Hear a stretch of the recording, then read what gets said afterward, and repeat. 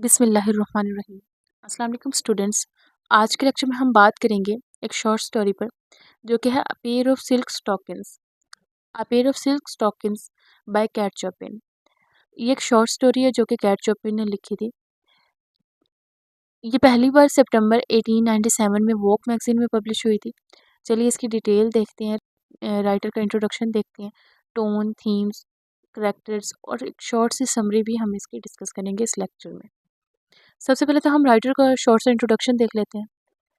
Cat चोपिन जो कि इस शॉर्ट स्टोरी के राइटर हैं। कैट चोपिन जो हैं ये 1850s के अंदर पैदा हुए और 1904 में इनकी डेथ हुई। ये एक अमेरिकन राइटर थी जो अपनी बोल्ड और रियलिस्टिक राइटिंग की वजह से बहुत ज़्यादा फेमस थी।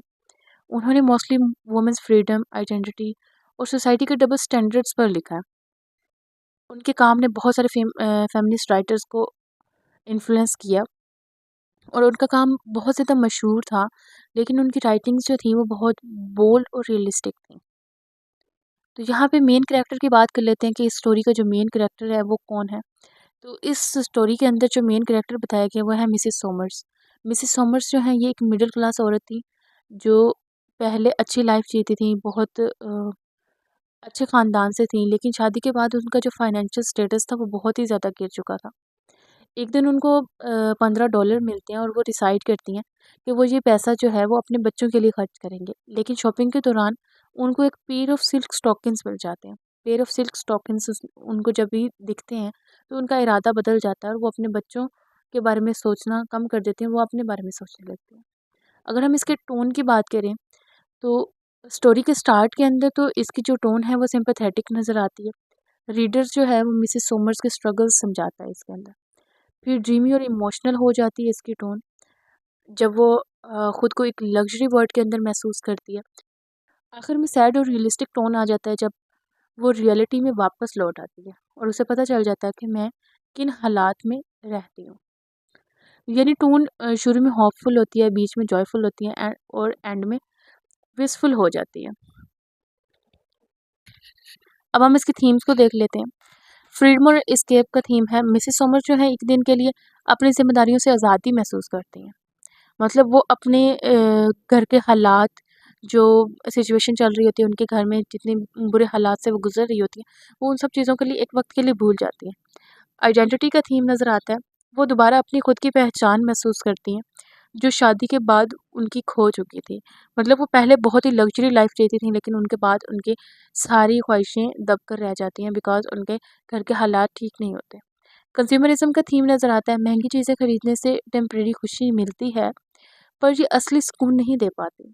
टेम्पटेशन, एक छोटी सी चीज़ यानी सिल्क स्टॉकिंग्स जो है, एक छोटी सी चीज़ है ना सिल्क स्टॉकिंग्स, उसके पूरे प्लान को बदल कर रख देती हैं। यानी वो अपने बच्चों की जिम्मेदारी को भूलकर वो अपने ऊपर ध्यान देने लगती हैं। रिस्पॉन्सिबिलिटी वर्सेस डिज़ायर, माँ होने की जिम्मेदारी और खुद के अरमान, खुद की ख्वाहिशें जो हैं उनके बीच में वो लड़ाई कर रही होती है। एक तरह से वो अपनी ख्वाहिश को भी पूरा करना चाहती हैं, लेकिन उनकी जो रिस्पॉन्सिबिलिटी होती है एक माँ होने के नाते, वो अपने बच्चों के बारे में भी सोच रही होती है।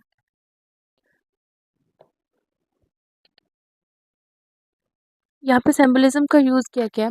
तो जो सिल्क स्टॉकिंग्स हैं ये लग्जरी, टेम्पटेशन और टेम्परेरी फ्रीडम का सिंबल है।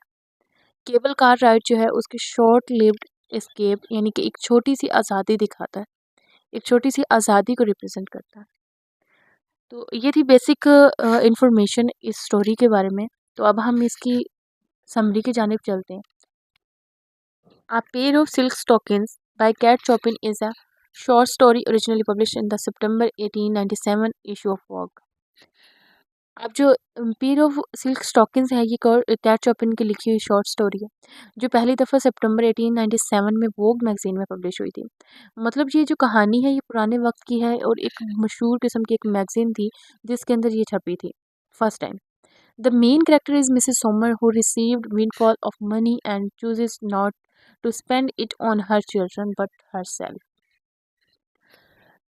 इस कहानी में जो मेन कैरेक्टर है वो मिसेस सोमर्स हैं और उसे अचानक कुछ पैसे मिलते हैं। विंडफॉल मतलब अचानक मिले हुए पैसे, लेकिन वो ये पैसे अपने बच्चों पर खर्च करने के बजाय खुद पर करना शुरू कर देती है। ये जो स्टोरी है एक औरत के फैसले के बारे में है कि वो अपने लिए खुशी चुनती है, ना कि अपने बच्चों के लिए। वो रकम सिर्फ़ $15 होती है, $15, लेकिन उस वक़्त ये पैसे बहुत ज़्यादा कीमती होते हैं। 2016 के हिसाब से लगभग वो $400 के बराबर होते हैं। थोड़े पैसे उस दौर में बहुत ज़्यादा कीमती थे। Initially she plans to buy her children new clothes with the money. उसने ये सोचा कि मैं इससे अपने बच्चों के कपड़े खरीदूँगी, और वो बाज़ार जाती है इसी वजह से। उसका पहला इरादा माँ होने के नाते बच्चों के लिए था कि वो बच्चों के लिए कुछ खरीदे, बच्चों के लिए कुछ नए कपड़े लाए। Chopin suggests that Mrs. Somers was at one point quite wealthy. Kate Chopin ये इशारा करती है कि मिसेस सोमर्स का शोहर जो है वो पहले अमीर आदमी था। उनका घराना पहले अच्छी हैसियत रखता था, लेकिन अब उनके हालात बहुत ख़राब चल रहे थे। बच्चों के कपड़े खरीदने से पहले उसकी नज़र एक सिल्क स्टॉकिंग्स पर पड़ जाती है, यानी एक रेशमी स्टॉकिंग्स होती हैं, उन पर उसकी नज़र पड़ जाती है। वो एक महंगा और नरम स्टॉकिंग देखकर वहाँ पर रुक जाती है। अभी वो वहाँ पे अपने बच्चों के लिए कुछ खरीदने आई थी। जैसे कि मैंने आपको बताया कि वो वहाँ पे कुछ कपड़े लेने आई थी अपने बच्चों के लिए। वो स्टॉकिंग्स इतनी ज़्यादा खूबसूरत और इतनी ज़्यादा नरम होती हैं कि वो अपना प्लान बदल लेती है, और बच्चों के कपड़े खरीदने के बजाय वो स्टॉकिंग्स खरीद लेती है। और वो बहुत बुरे हालात को फेस करने की वजह से वो एक वक़्त के लिए खुशी महसूस करती है। उसे लगता है कि उसे अपने लिए कुछ खरीदना चाहिए। लेकिन वो सिर्फ़ स्टॉकिंग्स पर नहीं रुकती। उसके बाद वो अपने लिए कुछ बूट्स ले लेती है, ग्लव्स लेती है, मैगज़ीन्स लेती है, और एक महँगा-सा लंच भी करती है। चॉकलेट्स और थिएटर की टिकट्स भी खरीद लेती है। वो पूरी तरह से अपनी ख्वाहिशात पूरी करती है। थिएटर का शो ख़त्म होने के बाद वो घर केबल कार में जाती है, और दिल से चाहती है कि ये सफ़र उसके लिए कभी ख़त्म ना हो, क्योंकि वो आज़ादी चाहती है उन हालात से जो हालात उसके घर में चल रहे थे। उसे वो आज़ादी और सुकून इतना ज़्यादा पसंद आता है कि वो चाहती है कि ये पल जो है, ये लम्हात जो हैं, ये कभी भी ख़त्म ना हो। ये लम्हात और ज़्यादा लंबे होते चले जाएँ। मगर केबल कार रुक जाती है, मतलब उसे वापस अपनी असल ज़िंदगी में लौटना पड़ता है, जहाँ पर पैसे कम होते हैं, हालात तंग होते हैं, और उसकी ज़रूरियातें ज़िंदगी सही तरह से पूरे नहीं हो पाते। उसका जो ख्वाब होता है वो टूट जाता है, और हकीकत में वो वापस आ जाती है। और ये कहानी लोगों को पसंद आई, बिल्कुल चोपिन की दूसरी कहानियों की तरह से, जो वोग में पब्लिश करवाई गई थी। चोपिन कहानी में ये दिखाती है कि मिसेस सोमर्स की शादी के बाद उसकी असली माली और समाजी हैसियत जो है वो बहुत ज़्यादा गिर चुकी होती है। 3 तरीकों से वो इस बात का इशारा करती है। चोपिन पहले तो मिसेस सोमर्स के सोचने का तरीका दिखाती है। उसको छोटी यानी कि लिटिल कहती है, और फिर दिखाती है कि वो थक चुकी होती है जब तक उसे सिल्क स्टॉकिंग्स नहीं मिलती। ये सब उसकी कमज़ोरी और थकन को रिप्रेज़ेंट करते हैं।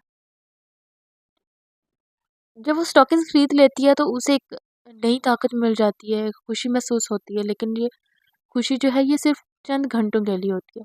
उसका सुकून टेम्परेरी होता है, यानी आर्ज़ी होता है। उसका ये सुकून आर्ज़ी इसलिए होता है क्योंकि उसके ऊपर बहुत सारी ज़िम्मेदारियाँ होती हैं, उसका घर के हालात अच्छे नहीं होते, और वो इस तरह से वो खुद एक सिल्क स्टॉकिंग्स पहनकर सुकून से नहीं रह सकती।